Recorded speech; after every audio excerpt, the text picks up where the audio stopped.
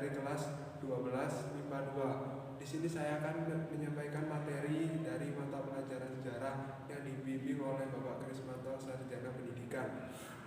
Di dalam materi ini saya akan menyampaikan dalam bab yaitu sistem dan struktur politik dan ekonomi masa demokrasi terpimpin pada tahun 1959 sampai 1965. Yang pertama yaitu dinamika politik masa demokrasi terpimpin. Di dalam dinamika politik masa demokrasi terpimpin ini dibagi dalam dua hal, yaitu menuju demokrasi terpimpin dan peta kekuatan politik nasional.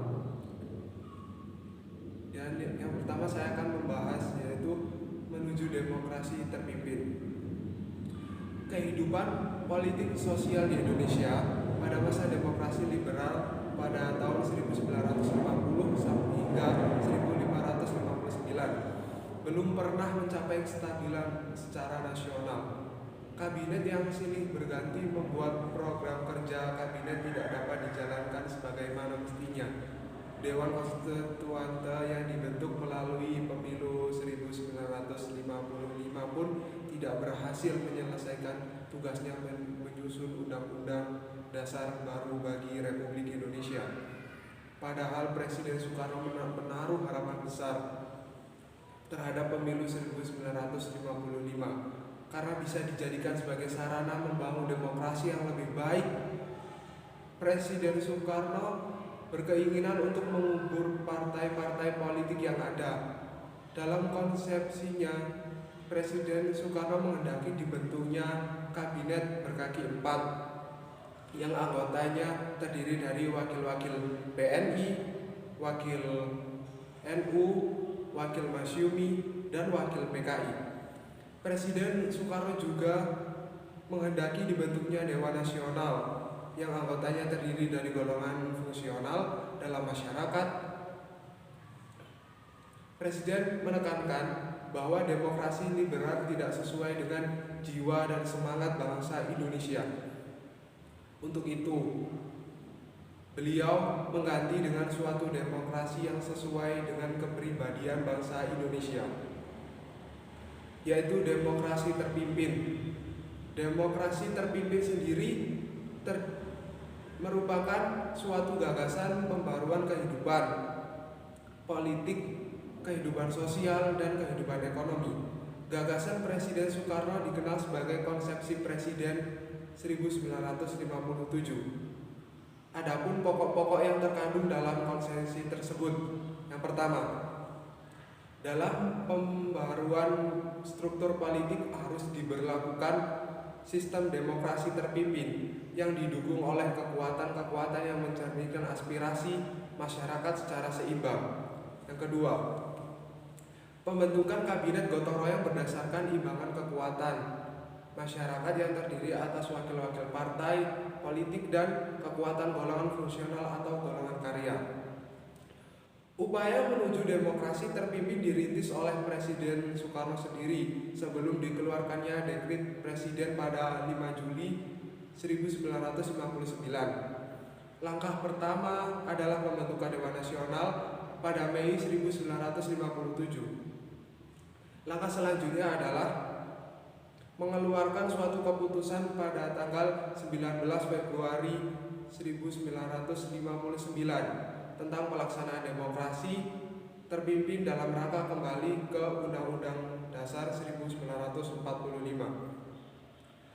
Pada tanggal 3 Juli 1959, Presiden Soekarno memanggil Ketua DPR, yaitu Mr. Sartono, Perdana Menteri Insinyur Juanda, para menteri dan pimpinan TNI dan anggota Dewan Nasional, yaitu Ruslan Abdul Ghani dan Muhammad Yamin, serta Ketua Mahkamah Agung, yaitu Mr.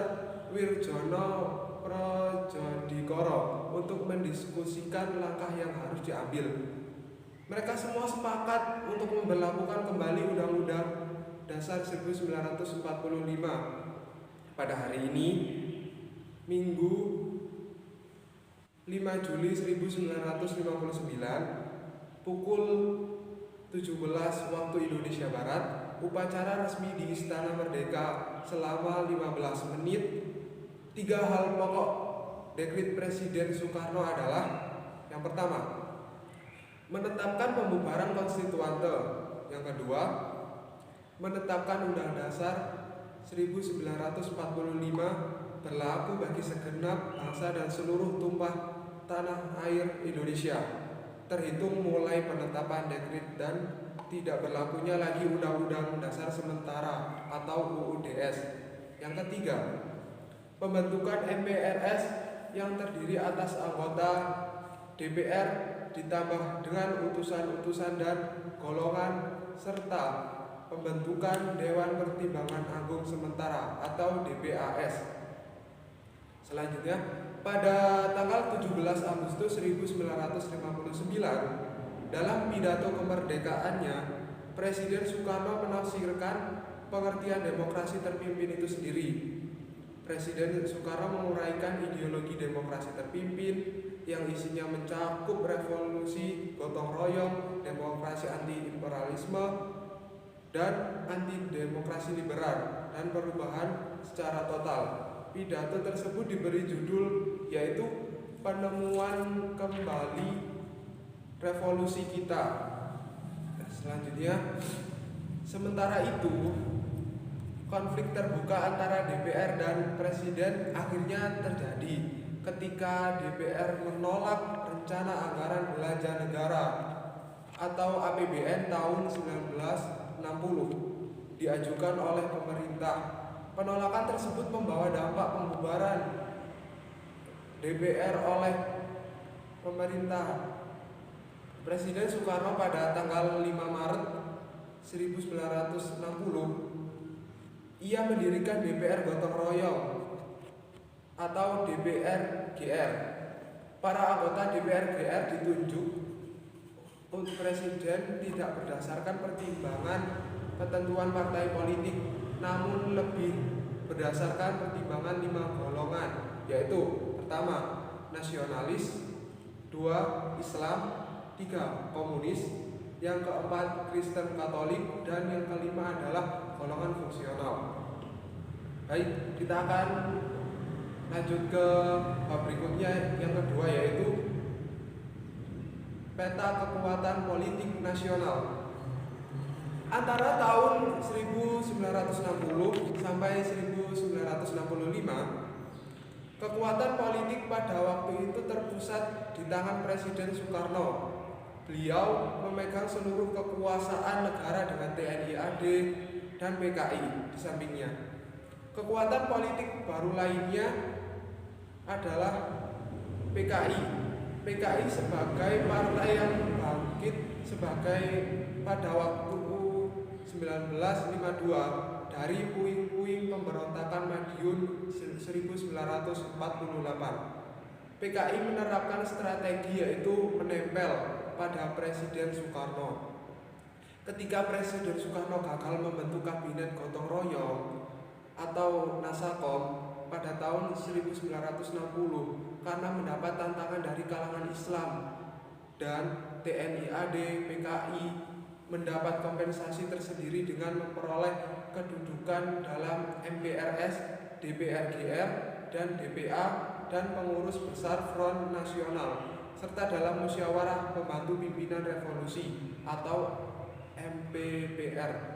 Selanjutnya, terhadap TNI AD pun PKI melakukan berbagai upaya dalam rangka mematahkan pembinaan teritorial yang dilakukan oleh TNI AD, seperti peristiwa Bandar Betsi di Sumatera Utara, peristiwa Jengkol. Upaya merongrong ini dilakukan melalui radio atau media-media siaran lain.